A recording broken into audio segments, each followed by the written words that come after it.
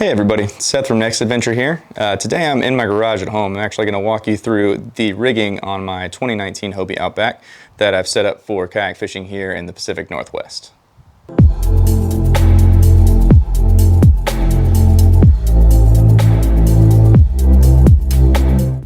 Alright, so we'll just get started here in the cockpit. I've got my rod holder here, Yak Attack Omega Pro.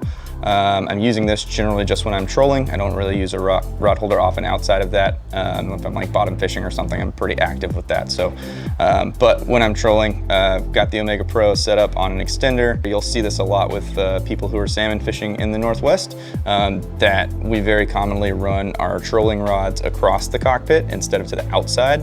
When you get a takedown, it really brings the rod like kind of right there in front of you and makes it really easy to just pick it up, take it out, and fight the fish.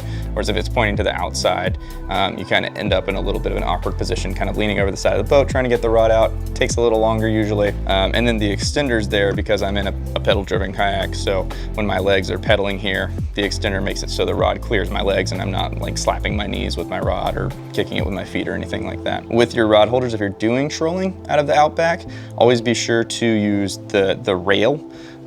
It's metal and it's held in place by two really stout bolts that go into brass inserts in the hull that are like really well backed, whereas the track out here on the outside, while it's an awesome track, it's plastic and it's mounted with self-tapping screws. So if you do hook into a really heavy fish while you're trolling, there's a way better chance if you're on this plastic track that your rod holder is just gonna come ripping out. All right, we're gonna move over to the fish finder now. Pretty simple with this, just a Garmin Striker 7 with a clear view transducer so I can see what's going on below me. Generally, I am using it to look for structure or for schools of rockfish in the ocean. It's been super handy to just go out and, you know, as I'm cruising along to a spot, you can mark like just a giant school of rockfish. The whole bottom of the screen will be blacked out, and it's proven to be really successful. I mean, when I see that, I just drop down and I could usually yank 3 or 4 of them. I've got it mounted on a Yak Attack system as well, with the lock and load holder, same deal.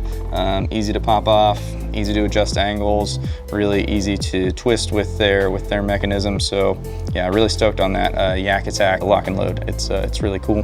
Generally, I keep my Yak Gear fish stick locked in right here. This is my measuring board, and I went with the fish stick because I can stick it right there. It folds up really nicely. It floats. It's got these little pieces of foam that make it float, and it opens up to be pretty long. It's 36 inches. It's got these cool little locks. So it's like a really good, like kind of flexible plastic. Like it's solid, but it can bend some without breaking, which is impressive because a lot of hog troughs that are out there, you just, you know, you bend them a little bit or you drop them or whatever and they break. And I'm really hard on my gear and I've been super impressed with how well this thing has held up actually. So yeah, Yak Gear fish stick. It's a great measuring device. Next up, coming over here to another really simple thing that has also just been really awesome, the fish grip.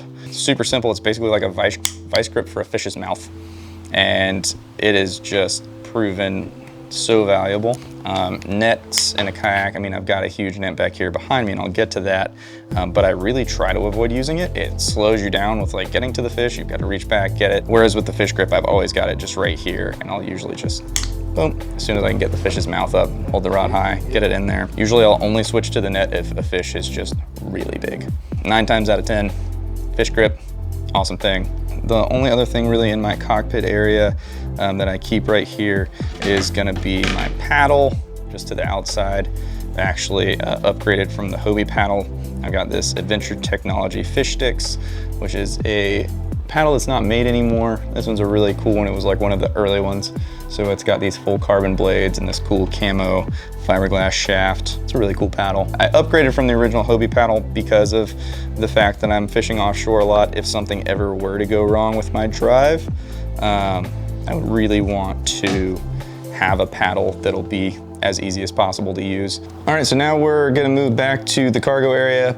Right behind the seat, I've got my Ice Mule Pro backpack cooler. I actually use this to keep all my fish in. and it doesn't look very big right now because I've got it all folded up. I have fit limits of bottom fish in there quite a few times, and it's amazing. It's kind of like one of those magic bags where it looks like you could only fit like 2 or 3 fish in there, and then next thing you know, you have like 30 or 40 pounds worth of fish in there, and it seems like there's still room for more. I don't know how that works. It just works. Behind that, got my H crate with the soft cover on it. I know there are a lot of crate options out there these days. I'm a fan of this one because I love the rod holder setup in the corners with the little bungees that allow you to kind of lash your rod down. It also holds my net. It also holds my little bonk stick over there. I can mount my flag on it really easily. I can mount my camera holder on it really easily. Yeah, man, it comes out of the box ready to go. The soft cover, of course, just added that on there to make it so that when I do inevitably turtle, because everyone who goes fishing in the ocean will turtle at some point in their life. Yeah, soft cover saved me a lot of money in tackle when that happened. So got my my Kayak VisiCarbon Pro mounted on an H-Rail Mighty mount. Another super quick, easy thing to pop on there. I gotta say, VisiCarbon Pro or some kind of flag light combo is just so critical up here. I mean, regardless of where you are, if you're in a kayak, you should have a flag. Most places where kayaks are allowed, power boats are also allowed. The power boats need to be able to see you. We're very low to the water. It's a good thing to do. A Ram camera mount mounted on an H-Rail Ram ball. That's how I get all my GoPro footage. Having it on the H-Rail mount's been pretty sweet because I can actually mount it up front too and kind of get some different angles. You can also see I've got a Next Adventure sticker here. Stickers are very important. They let people know what you're about and how cool you are, so don't forget to get some stickers to put on your fishing kayak. All right, well, that's it for my Rig 2019 Outback. I hope you enjoyed the video. If you did, be sure to leave us a like and subscribe for more content. If you've got any questions about the Hobie Outback or any other fishing kayaks as well, be sure to drop it in the comments below and we'll get back to you. Thanks again for tuning in. We hope to see you on the water.